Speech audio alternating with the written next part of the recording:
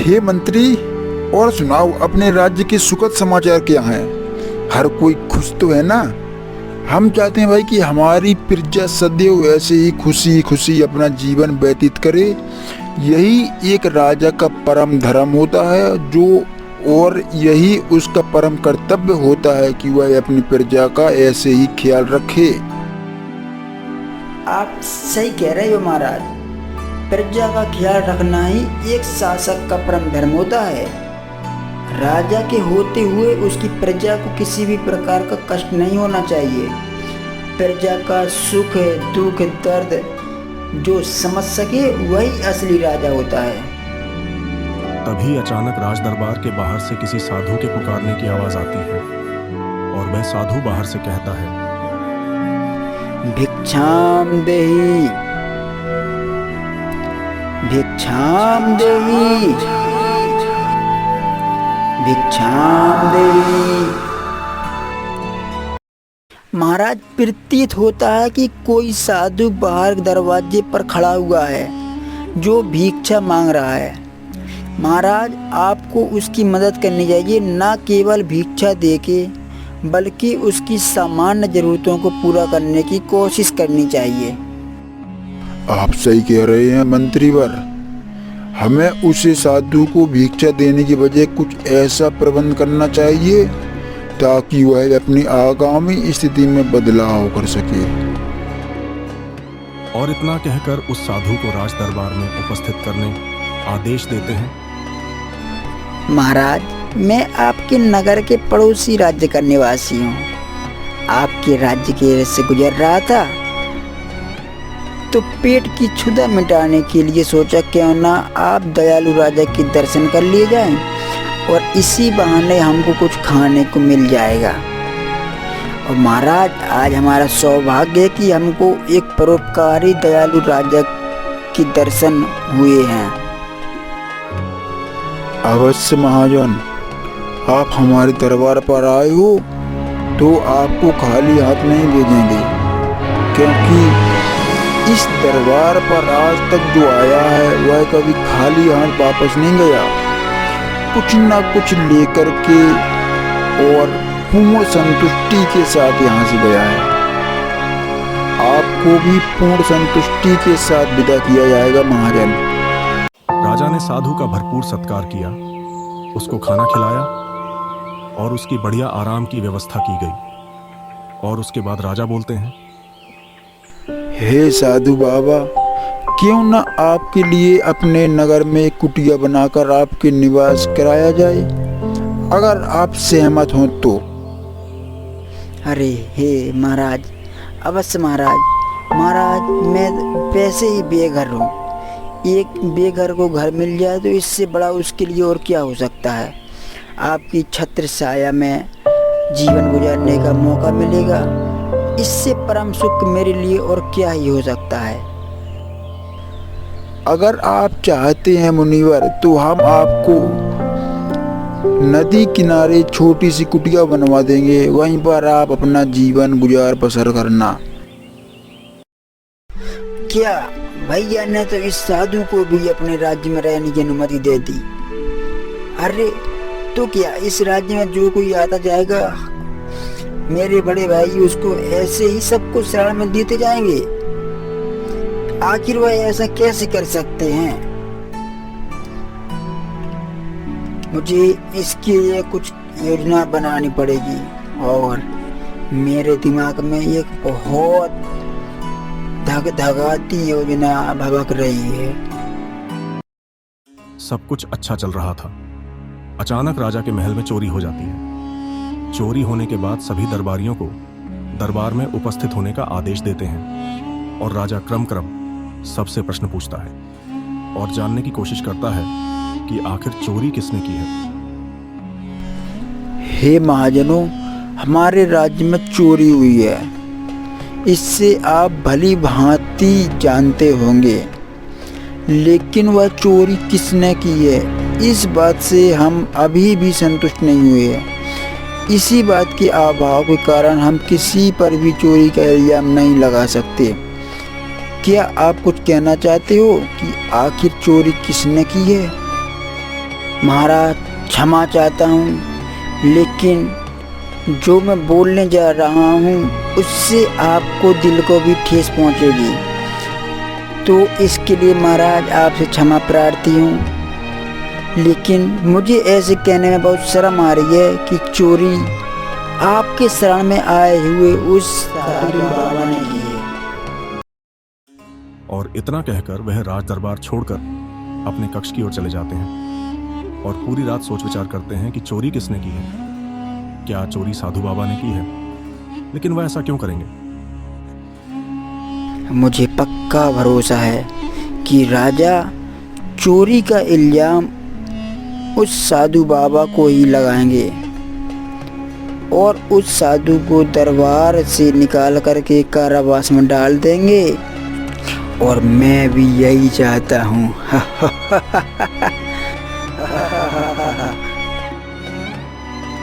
लेकिन महाराज, आप ऐसा क्यों चाहते हो?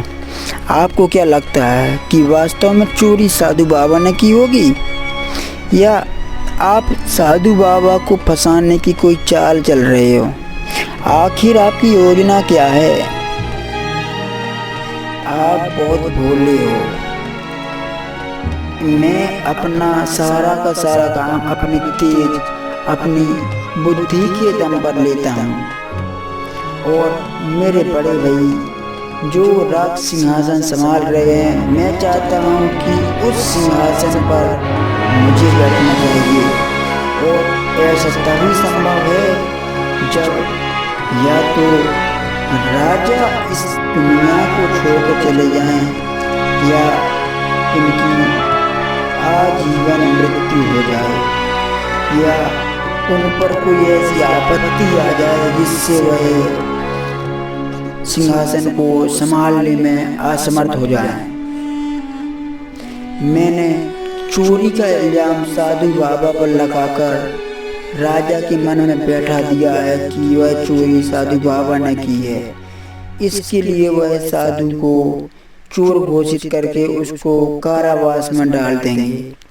लेकिन साधु के चोरी न करने के बावजूद भी उसको कारावास में डाल दिया गया है। इसके लिए साधु बाबा महाराज को श्राप मुक्त कर देंगे। महाराज के श्राप युक्त होने पर राजा सिंहासन और राजगद्दी का मालिक मैं बनूंगा और संपूर्ण राज्य पर अपनी हुकूमत चलाएगी। अगले दिन राजा उस साधु को दरबार में उपस्थित करने का आदेश देते हैं और उस साधु को चोरी के इल्जाम में आजीवन कारावास की सजा सुनाते हैं और उसको कारावास में बंद कर देते हैं। साधु के चोरी ना करने के बावजूद भी उसको कारावास में डाल दिया गया, जिस कारण साधु गुस्से में आकर राजा को श्राप दे देता है। हे राजन, आपने मेरे खान पान, मेरे रहने की उत्तम व्यवस्था की, इसके लिए आपका सदैव आभारी रहूँगा।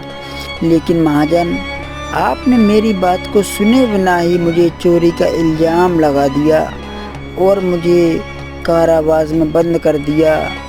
हे दुष्ट राजन, मैं तुझे श्राप देता हूँ कि तू अपने संपूर्ण जीवन में आधा नर आधा जानवर बन के रहेगा और अपना संपूर्ण जीवन ऐसे ही कष्टदायक व्यतीत करेगा। राजा उस साधु के श्राप को नजरअंदाज करके अपने कक्ष में चले जाते हैं और वहां पर उस साधु की मृत्यु हो जाती है।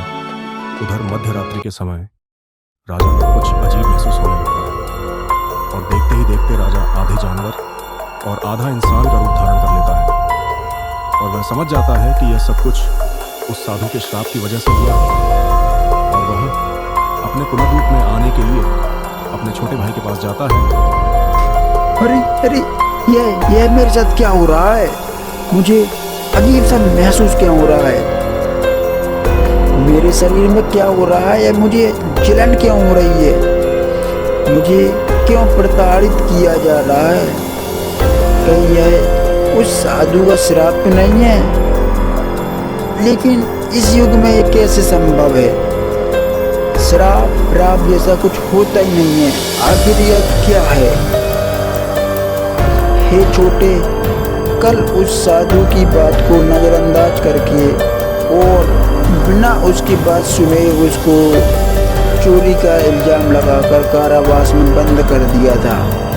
तो उस साधु के श्राप की वजह से ही मेरा शरीर आधा नर आधा मानव में परिवर्तित हो गया है। छोटे, कृपया कर मुझे बचाने की कोई तरकीब सुझाएं। राजा का शरीर पूरी तरह से आधा नर आधा जानवर में परिवर्तित हो गया था। खुद को ठीक करने के लिए महाराज अपने मंत्री को आदेश देता है। हे मंत्रीवर, मुझे उस साधु के श्राप से शापित किया गया हूँ। कृपया कर किसी पहुँचे हुए वैद्य को लाकर मुझे उस साधु के श्राप से श्राप मुक्त करवाएं। राजा की इतनी बात सुनकर मंत्री राज दरबार से चला जाता है और उस वैद्य के घर जाता है जो राजा की इस लाइलाज बीमारी का इलाज कर सके और राजा को उसका पुराना रूप दे सके।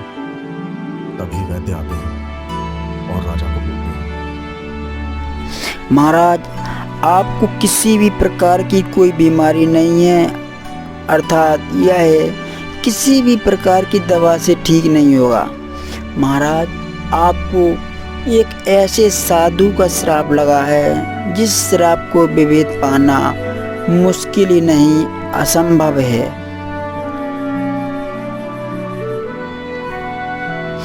इसको कोई पहुंचा हुआ तांत्रिक ही इस श्राप से आपको श्राप मुक्त कर सकता है। वैद्य की इतनी बात को सुनकर राजा अपने मंत्रियों को आदेश देता है कि वह किसी पहुंचे हुए तांत्रिक का पता लगाए और उसको राजदरबार में शीघ्र उपस्थित होने को कहें। महाराज, मैं एक बहुत पहुंचे हुए तांत्रिक को जानता हूं जो आपके इस साधु के श्राप से मुक्त करने में आपको मदद करेंगे और उस साधु के दुष्ट श्राप से आपको चंद पलों में ही मुक्त कर देंगे। लेकिन महाराज, इसके लिए आपको वहाँ पर स्वयं जाना होगा, बिना किसी शस्त्र और बिना किसी अस्त्र के। हमारे नगर के उत्तर दिशा में पंचवटी के आगे एक कुटिया है। वहाँ पर वह साधु बाबा अपनी साधना में लीन होंगे। आपको पूर्णमासी की रात को वहाँ पर जाना होगा और संपूर्ण घटना का वर्णन विस्तार से करना होगा। उसके बाद वह आपको श्राप से श्राप मुक्त होने का रास्ता दिखाएंगे। महाराज प्रातःकाल उस तांत्रिक से मिलने के लिए अकेले ही निकल जाते हैं, बिना किसी सिपाही और बिना किसी शास्त्र के साथ। और पंचवटी के रास्ते वह वन में निकल जाते हैं और वहां पर कुटिया दिखाई देती है जहां पर साधु अपनी तपस्या में लीन थे। महाराज उनसे कुछ बोलते हैं।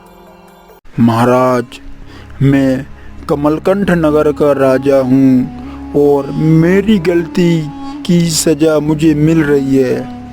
महाजन, मैंने एक साधु को बिना उसकी बात सुने चोरी का इल्ज़ाम लगाकर उसको कारावास में डाल दिया एंड प्रताड़ित होने के पश्चात उन्होंने अपने प्राण त्याग दिए और त्यागते समय मुझे श्राप दिया कि मैं आधा नर और आधे मानव बनकर अपना संपूर्ण जीवन व्यतीत करूंगा। कृपया कर महाराज मुझे उस महाराज साधु के श्राप से श्राप मुक्त करने की कृपा करें। आपकी बड़ी अनुकंपा होगी महाराज। हे महाजन, आपको जिस साधु ने श्राप दिया था वह कोई साधारण साधु नहीं थे। उनका श्राप का भेद पाना हमारे बस का नहीं है। इसके लिए आपको यहाँ से कुछ मील चलने पर दक्षिण दिशा की ओर मुड़ जाना है। वहाँ पर पीपल के पेड़ के पास आपके उत्तर दिशा की ओर मुड़ जाना है। वहाँ पर आपको एक विशेष गुफा दिखाई देगी जिसके अंदर आपको चले जाना है बिना कहीं देखे और उस गुफा के रास्ते आपको एक नई दुनिया की ओर ले जाएंगे जहाँ पर आपको एक रहस्यमय परी मिलेगी वही आपको उस साधु के श्राप से श्राप मुक्त करने में आपकी मदद करेंगे। बोलो हर हर हर हर महादेव। तांत्रिक की इतनी बात को सुनकर राजा उस परी की खोज में जाते हैं और उस तांत्रिक के बताए हुए रास्ते पर निकल जाते हैं और वह तांत्रिक हवा में गायब हो जाता है। राजा जल्दी जल्दी उस गुफा के पास पहुंच जाते हैं और बोलते हैं,